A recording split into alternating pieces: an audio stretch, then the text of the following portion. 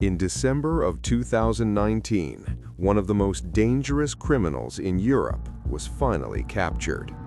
Not during a violent police raid, not after a dramatic car chase, but inside a luxury apartment in Dubai. For years, police across Europe had been searching for him. Governments had launched massive investigations.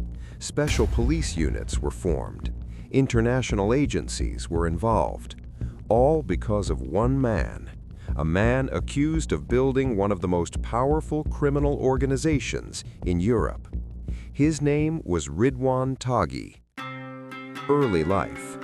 Ridouan Taghi was born in Morocco in 1977. At the time, many Moroccan families were moving to Europe in search of better opportunities. Like many others, Taghi's family eventually settled in the Netherlands. They moved to the town of Wenen. It was a relatively quiet place. Small streets, working-class neighborhoods, families trying to build stable lives. But life wasn't always easy for young immigrants growing up in the Netherlands during that time. Many struggled with poverty. Some struggled to fit in. And in certain neighborhoods, crime slowly began to appear as an alternative path. For young men searching for respect, power, and money. Ridouan Taghi grew up surrounded by these influences, friends, street culture, and the growing presence of organized crime. By the time he reached his teenage years, Taghi was already becoming known to local police. At first, the crimes were relatively small, petty theft, minor offenses, nothing that suggested the scale of power he would later achieve. But something about Taghi stood out. Investigators would later describe him as extremely intelligent, patient, strategic, someone who preferred to stay in the shadows rather than attract attention. These qualities would later make him incredibly difficult for authorities to track. But at the time, he was just another young man on the edge of the criminal world. Entering the criminal world. During the 1990s, the European drug trade was expanding rapidly. Ports like Rotterdam and Antwerp were becoming critical entry points for cocaine arriving from South America.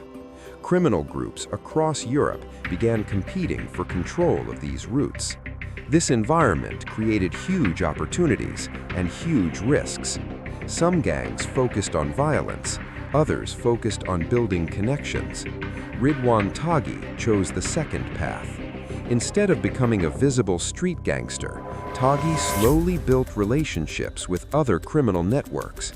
These connections would eventually stretch across multiple countries: the Netherlands, Belgium, Spain, and even Latin America. Authorities believe that during this time, Taghi began organizing small drug shipments, testing routes, building contacts, learning how international trafficking worked. Step by step, he moved deeper into the criminal underworld. But the real transformation was still ahead, because during the 2000s, a new criminal network would begin to form, a network that would later be known as the Mocro Mafia. The rise of the Mocro Mafia. The Mocro Mafia is a term used to describe several organized crime groups made up largely of Dutch criminals with Moroccan backgrounds. These groups became heavily involved in cocaine trafficking.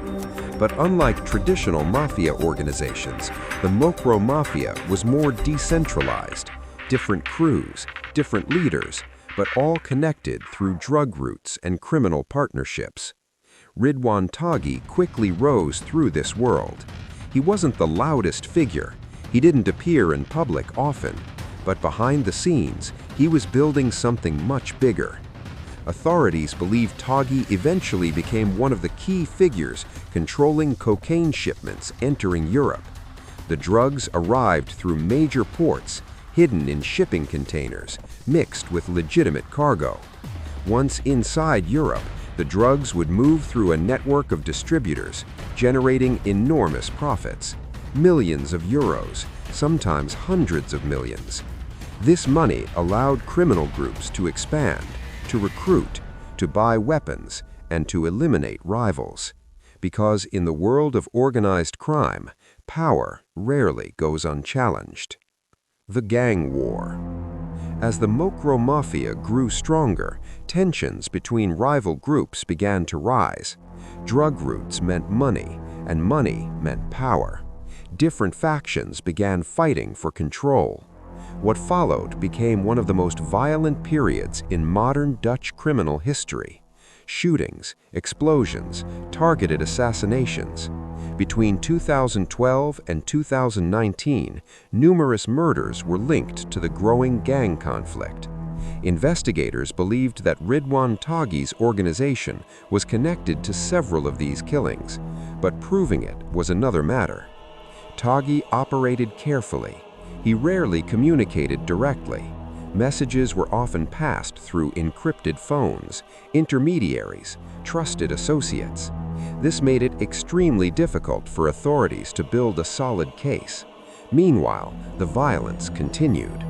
At one point, the conflict became so intense that it shocked the entire country, because the victims were no longer only criminals. In 2018, the brother of a key witness in a major investigation was murdered. Then in 2019, a well-known lawyer connected to the case was also killed. Later that same year, an investigative journalist who had reported extensively on organized crime was assassinated in Amsterdam. These events sent shockwaves across Europe. Authorities realized they were dealing with a criminal network willing to cross almost any line, and Ridouan Taghi was believed to be at the center of it all. Europe's most wanted man. By this point, Ridouan Taghi had disappeared from public view. Authorities believed he had left the Netherlands, but they weren't sure where he was hiding. International arrest warrants were issued. Police across Europe began searching for him. Interpol, Europol, multiple intelligence agencies became involved. For years, Taghi remained elusive. There were rumors he was in Spain. Others claimed he was in the Middle East. Some believed he was constantly moving between countries. Meanwhile, investigators continued building their case, collecting evidence, tracking communications, identifying members of his network. But until Taghi himself was captured, the investigation remained incomplete. The arrest in Dubai. Then, in December 2019, something changed. Dutch and international authorities received crucial intelligence. Taghi had been located. He was hiding in Dubai, living quietly under heavy security. Working with local authorities, police launched a carefully planned operation, and finally, Ridouan Taghi was arrested. After years of searching, one of Europe's most wanted criminals was in custody. Shortly afterwards, he was extradited to the Netherlands. The man who had built a powerful criminal empire now faced the possibility of spending the rest of his life in prison. But the story wasn't over, because the trial that followed would become one of the largest criminal cases in European history. The trial. The investigation into Taghi's organization involved thousands of pages of evidence, encrypted messages, witness testimonies, financial records, police surveillance. Dozens of suspects were connected to the case. Prosecutors argued that Taghi had led a massive criminal organization responsible for drug trafficking and multiple murders. Defense lawyers challenged the evidence. The trial attracted enormous media attention across Netherlands, across Europe, and beyond. For many observers, the case represented something larger than one criminal organization. It raised serious questions about the reach of organized crime, about how global networks could operate across borders, and about how difficult it can be for authorities to dismantle these structures. Conclusion. Today, Ridouan Taghi remains one of the most infamous figures in modern European organized crime. His rise from a young immigrant in the Netherlands to the alleged leader of a powerful criminal network shocked investigators and the public alike. But his story also reveals something deeper. The world of organized crime is constantly evolving. New networks appear, new leaders emerge, and law enforcement must constantly adapt.